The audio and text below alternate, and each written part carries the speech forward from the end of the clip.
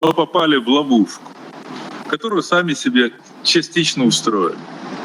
Насколько я понимаю, были предложены для Соединенных Штатов, для окружения Трампа супервыгодный бизнес-контракты. Для того, чтобы они реализовывались, эти бизнес-контракты, надо, чтобы война на Украине прекратилась.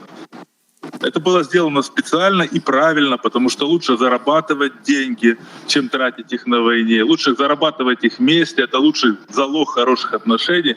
И почему бы и не зарабатывать вместе? Это торговля украинским, то есть российским газом, который будет проходить через Северный поток, через Украину для Европы, за счет Европы, зарабатывать деньги. Это другие северные контракты, ураны и так далее, и так далее. Речь идет о триллионных контрактах. И сейчас Трамп ведет себя как ребенок. Ему показали конфету, рассказали, какая она вкусная, и не дали попробовать. И, конечно, сначала он сердился, потом он взбесился по этой причине, он негодует. И это выражается вот в этих санкциях против России, против каких-то высказываний. Ему все равно, как будет остановлена война. Перемирием, что там дальше будет с Украинской православной церковью, с правами русских, долгосрочно ли это будет мир, какие будут вообще отношения между славянскими народами. Будет на Украине демократия или нет. Ему надо, чтобы прекратилась эта война и чтобы наконец-то сели зарабатывать деньги. Чисто американский подход.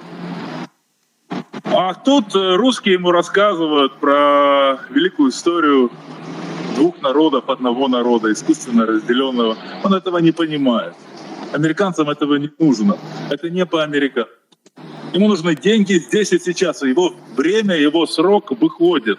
Ему надо успеть заработать и создать платформу, которая будет дальше зарабатывать и для него, и для его детей. Есть проблемы у господина Зеленского с деньгами или нет? На ваш взгляд, это первая часть вопроса.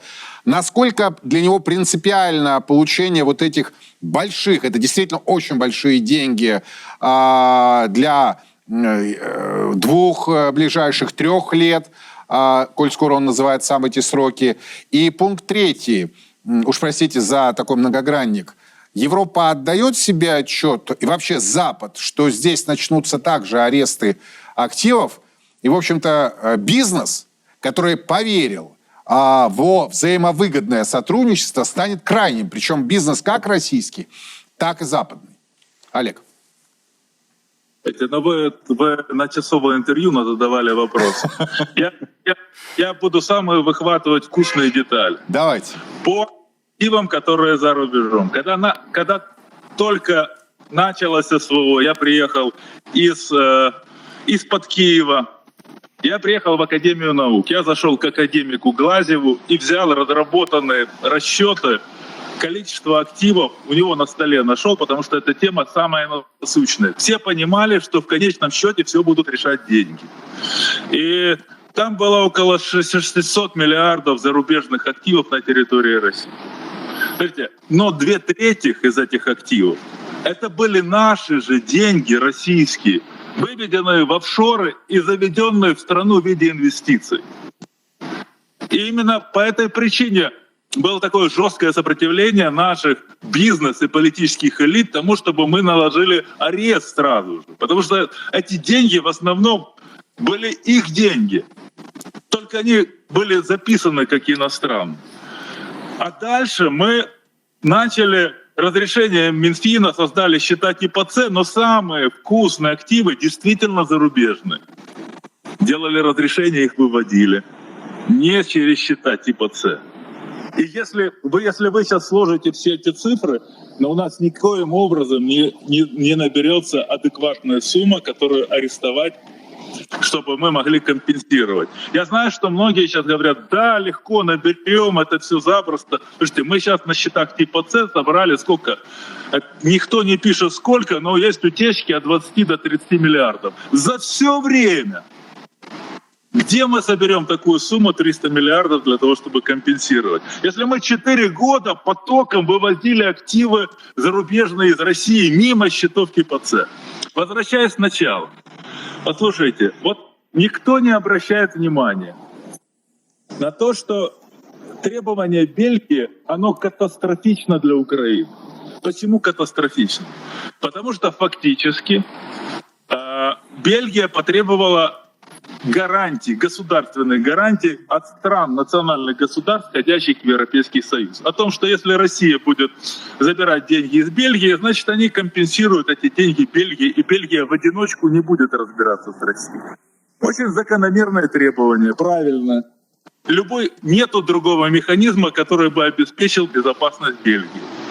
Но этот механизм нереально сделать, потому что все государственные гарантии, как в Украине, так в России, так и в Европейском Союзе, обязательно проходят через национальные парламенты.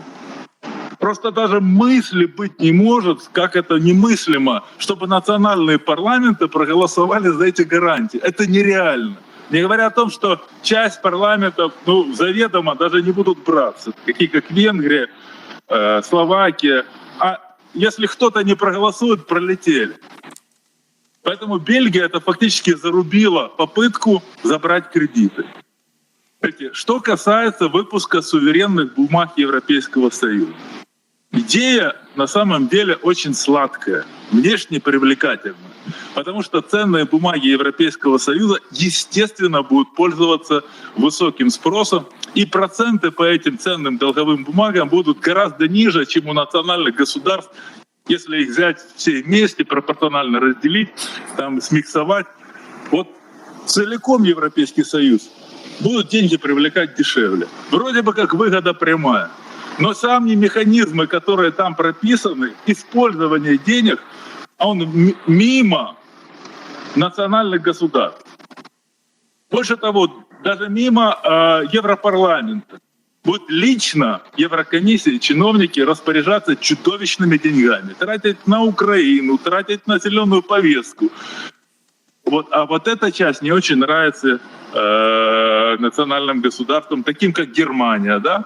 Которые точно доступ к этим деньгам не получат, а ее вклад и ее гарантии по этим бумагам будут чрезвычайно высокими.